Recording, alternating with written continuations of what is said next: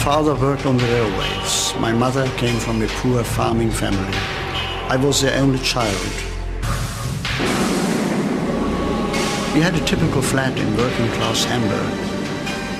Factories were all around us, smoke and noise. The banging and grinding filled the air throughout the day. But it was music to our ears, the music of life itself.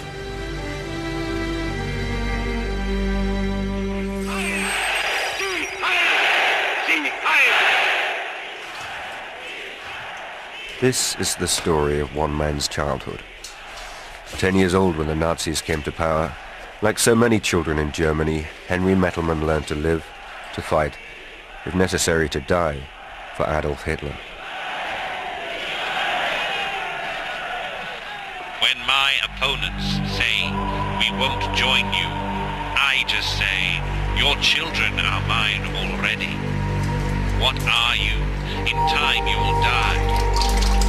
But your sons and daughters stand forever in my new camp, and in a short time they'll know nothing else but this new community. For Henry's parents, the Nazi takeover spelled disaster. Henry remembers their hopelessness as the brown pest, as his father called them, marched in triumph outside. But for Henry, the Nazis were new, exciting. When my father spoke so badly about them, I just didn't understand it. I thought, what does he mean that these Nazis are so dangerous? They were always so friendly to me. I used to run alongside them as they marched, singing their songs with them. They were always so smart in their uniforms, the leather, the jackboots. Es marschiert mit ruhig festem Schritt.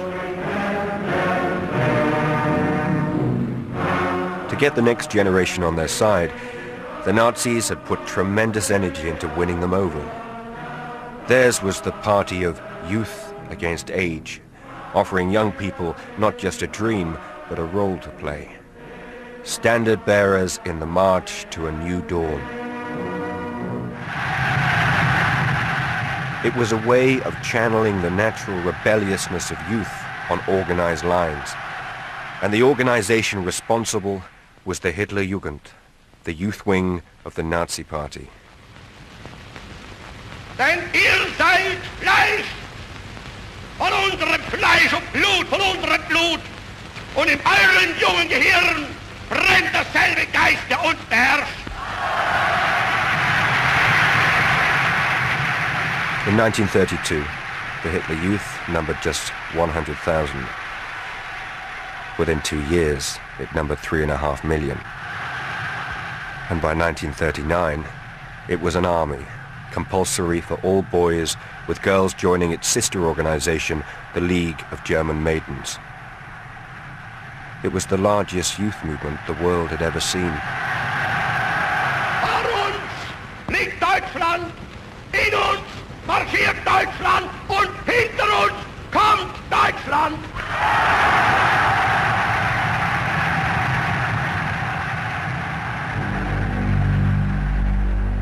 Henry's first contact with the Hitler Youth came in the summer of '33. Like many of his friends, he'd joined a youth club, the Church Scouts.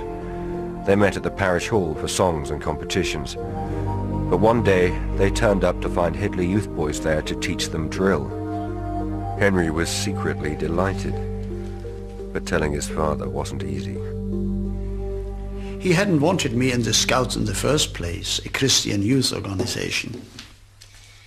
He was a down-to-earth working man and didn't want his only son brainwashed by anyone.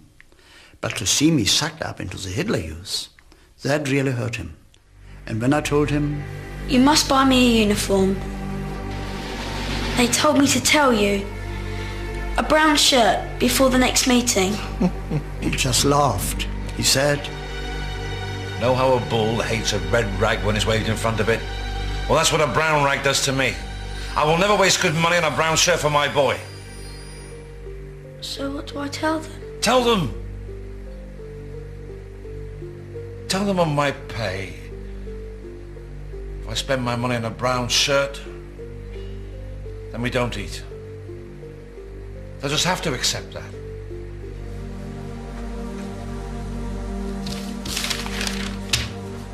And they did accept it, grudgingly.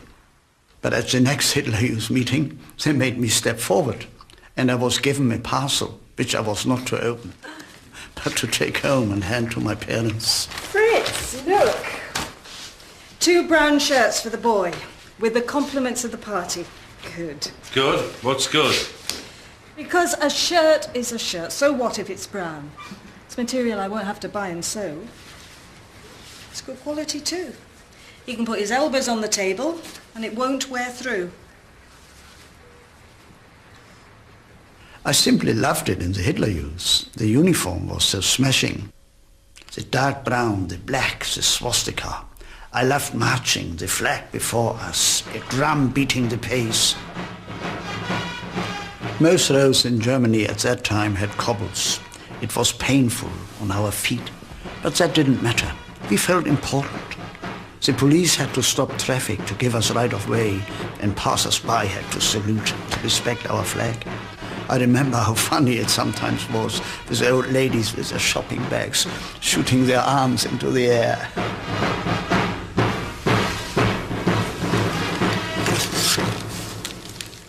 As with many German children, the Hitler Youth became the single most important influence in Henry's life.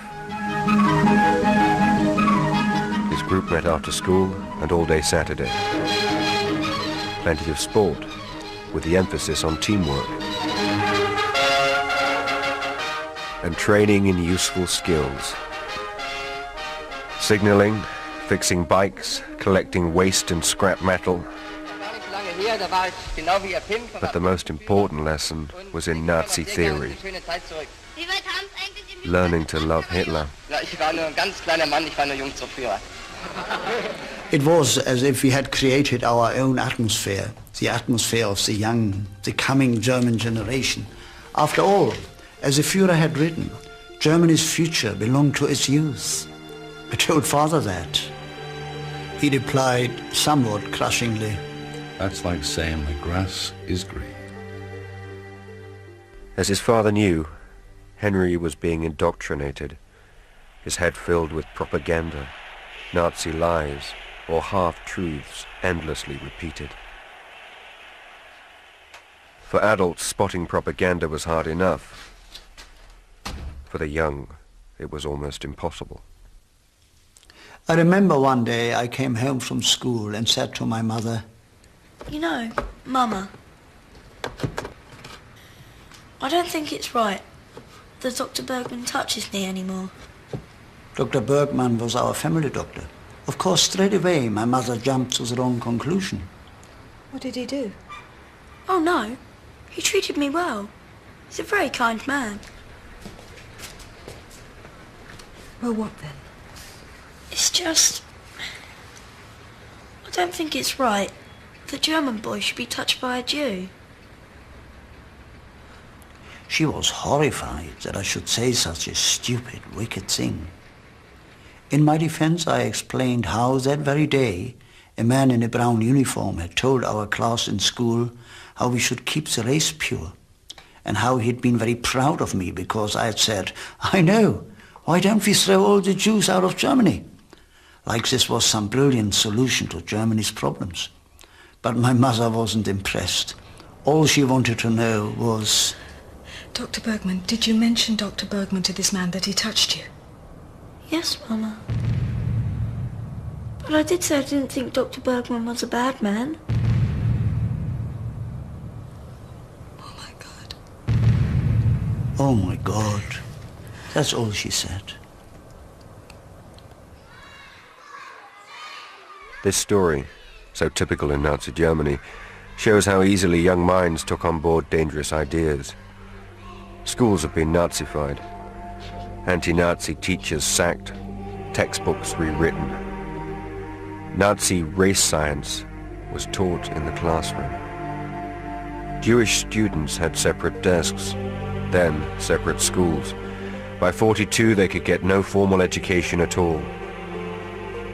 Meanwhile, children like Henry were being taught how to spot the Jewish enemy.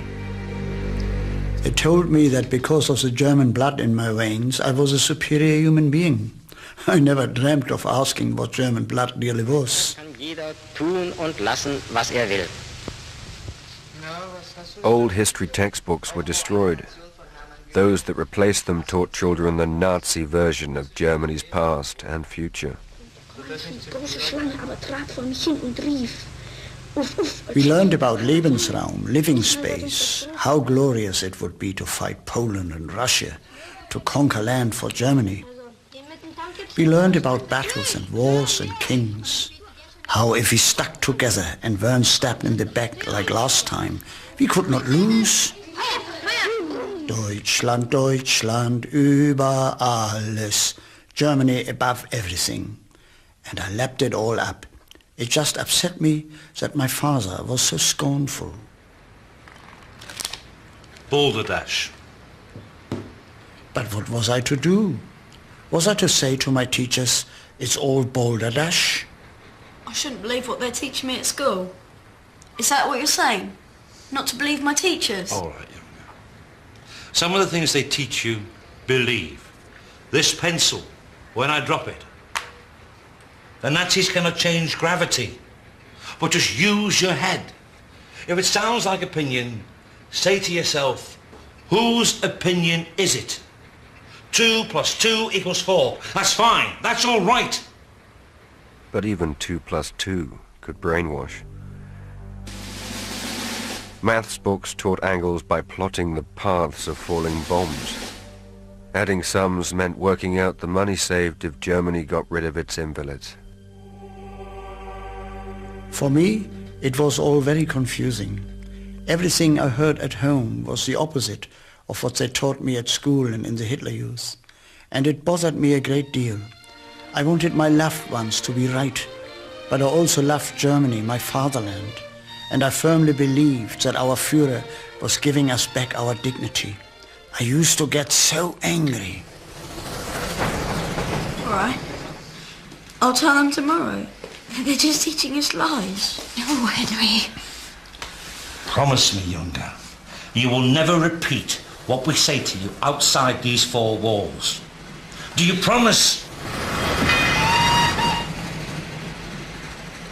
Of course, I kept my promise, but I'll never forget their terror, the power I had just as a child. If I had let slip all my father told me, who knows, late at night, the knock on the door, arrest by the Gestapo. We were encouraged in our Hitler Youth meetings to tell tales if we ever heard grown-ups talk against Hitler, against the regime. And there were children so passionately Nazi, they turned in their own parents. How can you explain that? Only that Hitler grabbed us so young, and he never let go.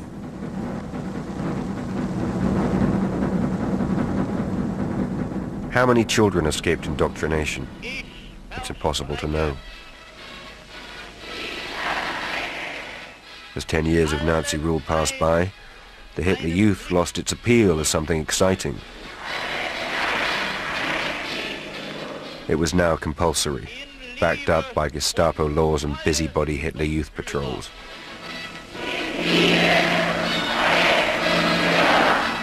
More and more, the rebellious thing was to refuse to join.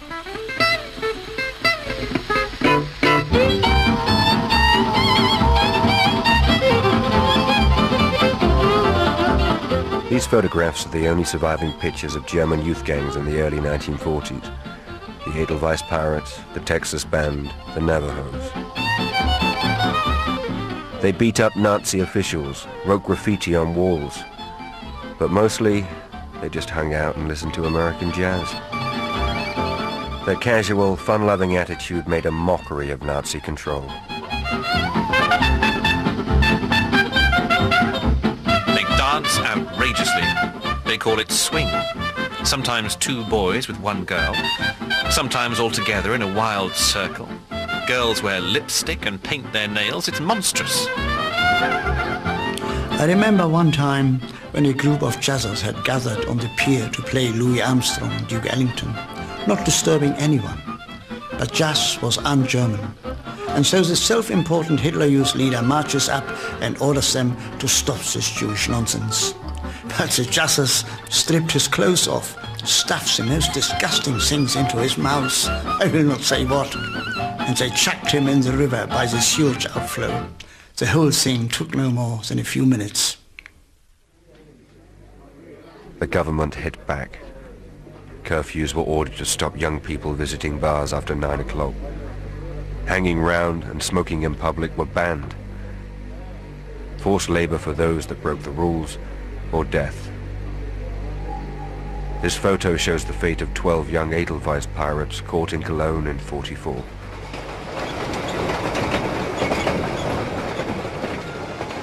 The ideal child, raised by proud Nazi parents, was of quite another mold. For one thing, young men and young women had different parts to play. As a leader of the Girls' League put it, men and women, boys and girls, must carry out their duty according to their station. Boys we raise as political soldiers, and girls as the comrades of these political soldiers. We teach them to be wives and mothers, and to breed the next generation. That's all. Kinder, Kirche, Küche. Children, church, and kitchen. Girls in Nazi Germany weren't encouraged to have ambitions beyond the home. In the Girls' League, they learned cooking, making beds, childcare. Their clothes and hair copied old peasant styles. No cigarettes, no makeup. A perm could be punished by shaving the head. Boys, meanwhile, were being bred for war. These scenes record life on a typical Hitler Youth summer camp. The camps were the high point of the Hitler Youth calendar, and they were much loved. They gave poor children the chance of a holiday, sometimes for the first time. They mixed rich and poor together. They introduced city kids to the countryside. But their main function was basic military training. We learned how to throw hand grenades, how to dig trenches.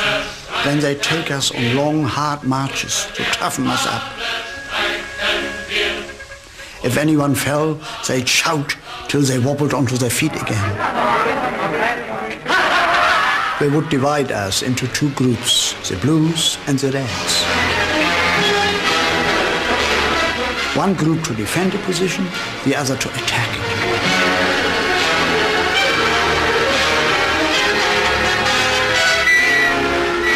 The whistle, and then contact.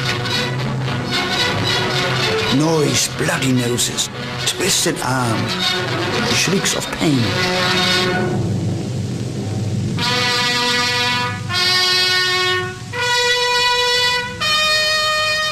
In the beginning I hated it all, but I got used to it.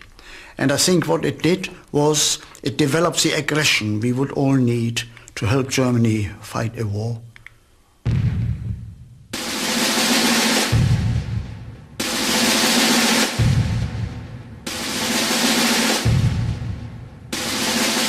Some historians argue Hitler wanted war from the start. The way he delighted Germans by snubbing the Treaty of Versailles, rearming and reclaiming peacefully land lost to Germany in 1919. The Saar, the Rhineland, Austria in 1938, and the Sudetenland in western Czechoslovakia. But then, in March 1939, the rest of Czechoslovakia fell. Once again, the rattle of a German army on the march echoes in Europe.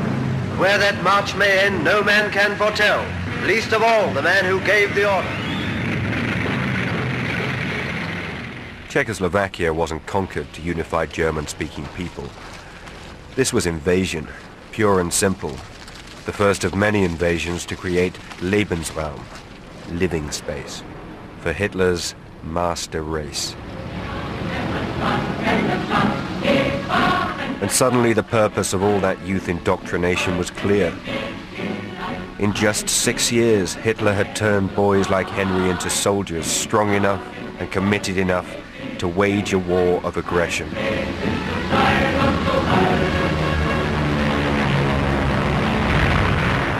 My father felt that the only cause worth fighting for was peace. He had fought in the First World War. To him, it had been a senseless slaughter of millions of young men, and he felt it almost a holy duty to save me from experiencing such horror. But no, I didn't see it like that at all. And if I was to die on a battlefield, well, that would be glorious, protecting my mother and father from our enemies. Such a death would be tremendous.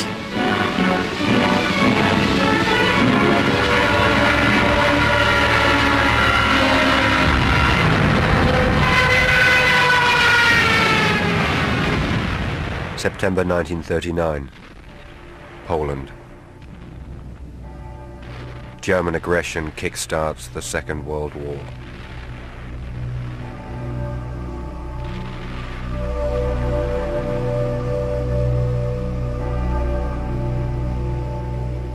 When it finally came, it was almost a relief. The air clearing after so much uncertainty. Our future was now in the open. Hitler himself said as much. And we believed our Führer with all our hearts, and we were prepared to follow him to the end of the world.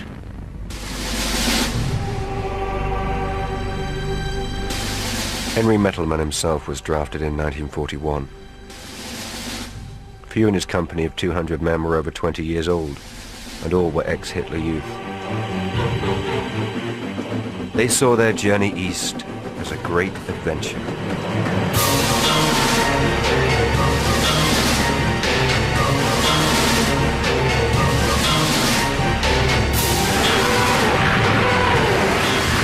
But the reality of war on the Russian front was somewhat different. This was perhaps the most brutal battle zone of the Second World War.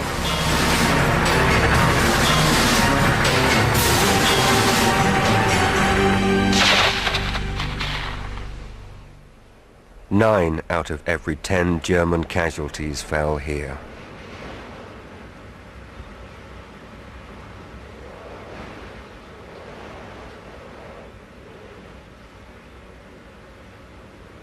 My father died just before we left.